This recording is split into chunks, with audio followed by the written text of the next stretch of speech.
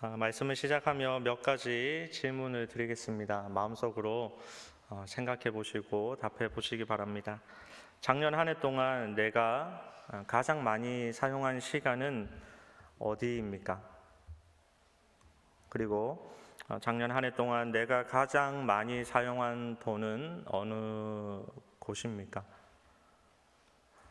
지금 생각나는 내가 가장 많이 사용한 시간 그리고 물질은 하나님께서 작년 한 해 동안 우리에게 허락하신 시간이고 물질일 텐데, 우리는 그 시간과 물질을 사용한 그곳이 우리가 작년 한 해 동안 가장 많은 애를 쓴 시간, 또 많이 생각했던 시간, 어쩌면 가장 많이 중요하다라고 생각했던 장소일 것입니다. 오늘 말씀에 우리에게 주어진 것을 어떻게 사용해야 되는지에 대한 말씀입니다. 그리고 그 가운데 상급받는 자의 길은 어떤 길을 걸어가야 되는지에 대한 말씀을 하고 있습니다. 우리에게 주어진 시간, 또 물질, 또 건강을 어떻게 사용해야 하는지, 우리 상급받는 자의 길에 대한 설명을 오늘 말씀을 통해 들으면서 우리 새해를 시작하는 1월 한 달, 1월을 다짐하고 또 계획하는 귀한 시간이 되기를 주님의 이름으로 축복합니다. 첫 번째로, 희생과 헌신의 길을 걷는 자가 상급을 받습니다. 희생과 헌신의 길을 걷는 자가 상급을 받습니다. 다르게 말하면 상급 받는 자는 희생과 헌신의 길을 걷습니다. 상급 받는 자는 희생과 헌신의 길을 걷습니다. 마태복음 5장 10절에서 11절에 이렇게 말씀합니다. 의를 위하여 핍박을 받는 자는 박해를 받는 자는 복이 있나니 천국이 그들의 것임이라.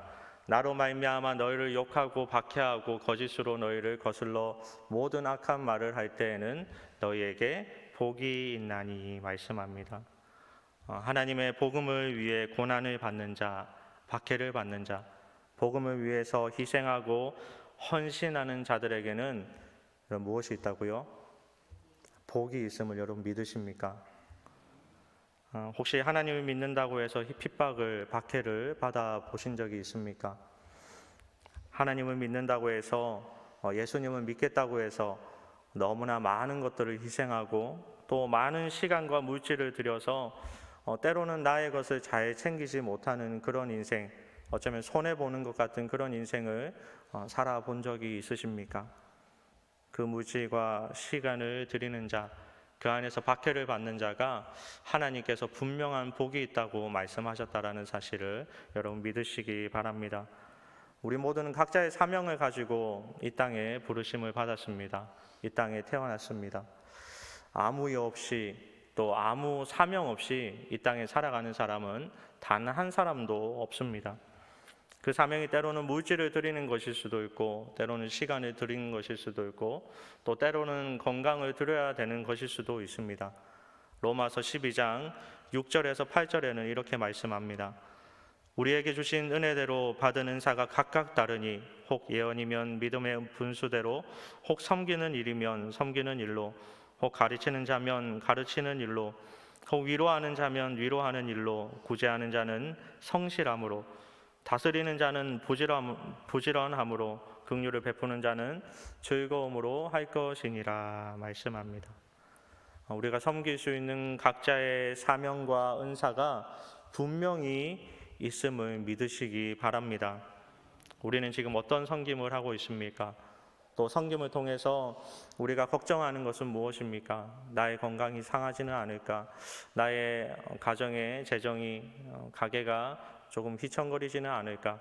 또 나의 시간이 좀 많이 허비되고 또 소모되지는 않을까?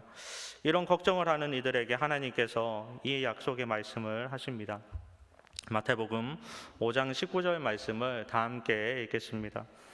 그러므로 누구든지 이 계명 중에 지극히 작은 것 하나라도 버리고 또 그같이 사람을 가르치는 자는 천국에서 지극히 작다 일컬음을 받을 것이요, 누구든지 이를 행하며 가르치는 자는 천국에서 크다 일컬음을 받으리라. 아멘.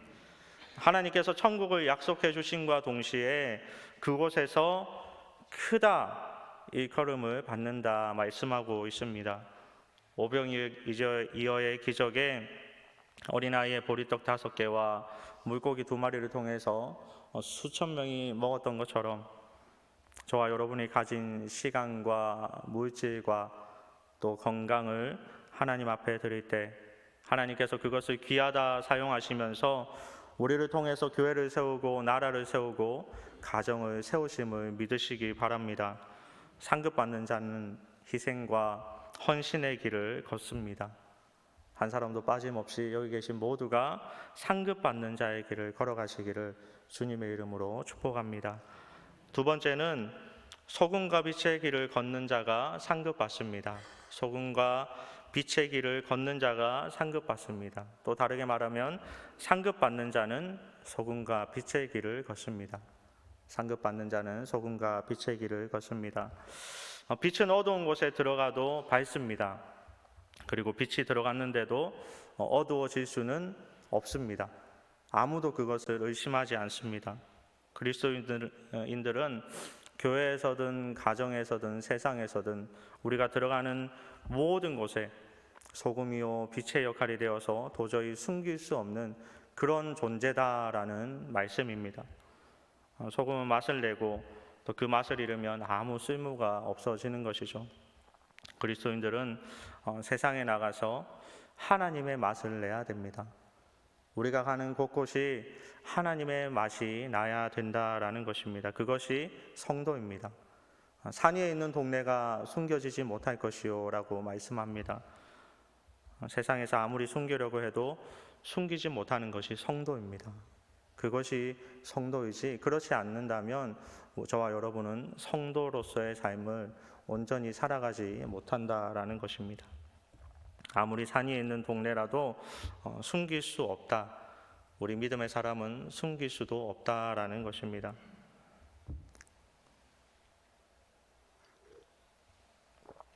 성도님 여러분, 저와 여러분이 빛이요 소금으로 이 땅에 부름 받았음을, 그렇게 성도로서의 삶을 반드시 살아야 됨을 여러분 반드시 기억하고 그런 길을 걸어가는 저와 여러분 되기를 주님의 이름으로 축복합니다.